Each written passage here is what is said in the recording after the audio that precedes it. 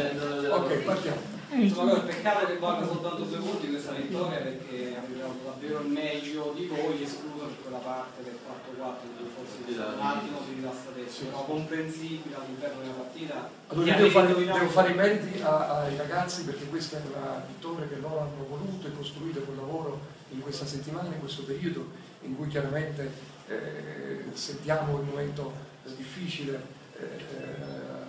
accettiamo le critiche che ci sono state rivolte, però vogliamo rispondere in questo modo, che poi è l'unico modo che abbiamo per rispondere. Sono stati bravi a mettere la partita dall'inizio sui binari giusti, perché come avete visto alla fine Cavolorlando, anche con gli italiani, è una squadra che non muore mai. Sono contento proprio perché c'è stata dedizione dei ragazzi alla maglia, alla squadra, e molta attenzione, perché ripeto, Capodorlando è una delle squadre più in fondo, una squadra che se la lasci giocare diventa devastante e ti può travolgere. Invece secondo me siamo stati noi bravi a avere sempre il pallino in mano.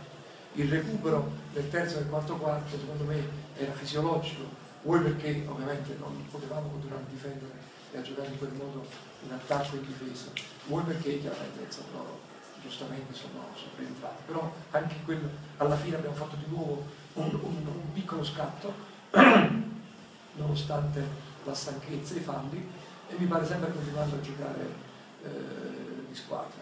Devo dire che la cosa positiva forse questa sera, a parte tutti gli spettatori che sono venuti nonostante il festival e Roma Juve, no? Abbiamo avuto, mi pare, un nuovo tifoso che è il figlio di Berti, giusto? Che per la prima volta è venuto al palazzo un neonato. Ha portato bene. Il coach, al di là di tutto, una prestazione così, una vittoria così convincente, così pesante, secondo lei può essere l'indizio di un cambiamento di passo reale di questa squadra? Sì, quello che ho detto ragazzi nello spogliatoio è per il fine della partita, adesso dobbiamo provare a vincere assolutamente fuori casa, perché sennò non basta perché la classifica, pur essendo corta, però è molto equilibrata, ci sono tante squadre. Mentre l'anno scorso mi ricordo che era un po' più spaccato il troncone fra squadre di vertice e le altre, qui adesso c'è più vicinanza. Dobbiamo provarci in tutte le occasioni che si presenteranno a partire dalla prossima, e lo dobbiamo fare con questa attenzione, perché stasera c'era molta attenzione, abbiamo preparato bene parecchie cose sulla squadra avversaria, sui loro giochi, e quindi il piano partita è stato eseguito bene, devo poi fare anche i complimenti a Walker, perché questa secondo me, soprattutto nel primo 2 quarti, è stata la partita in cui ha fatto meglio il regista finora.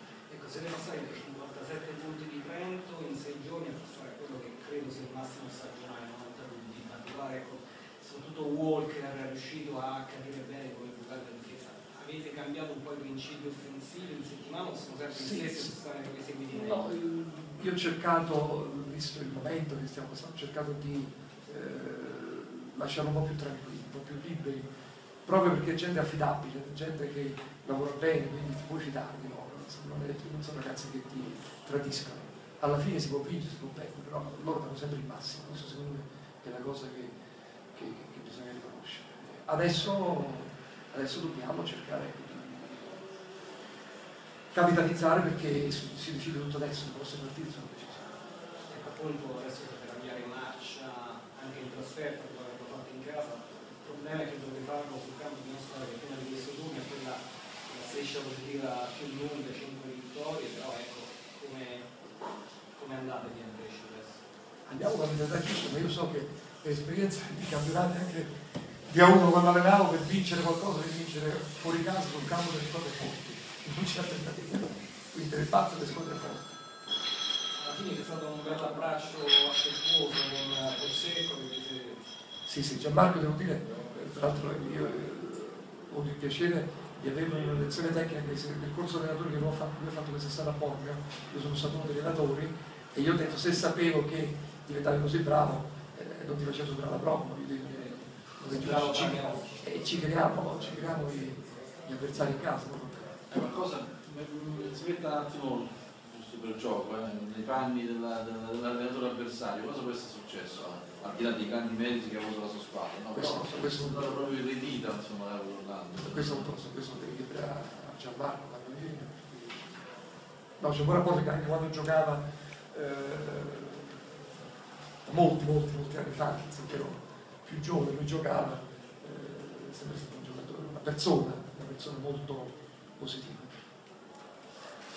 Grazie. Grazie a voi.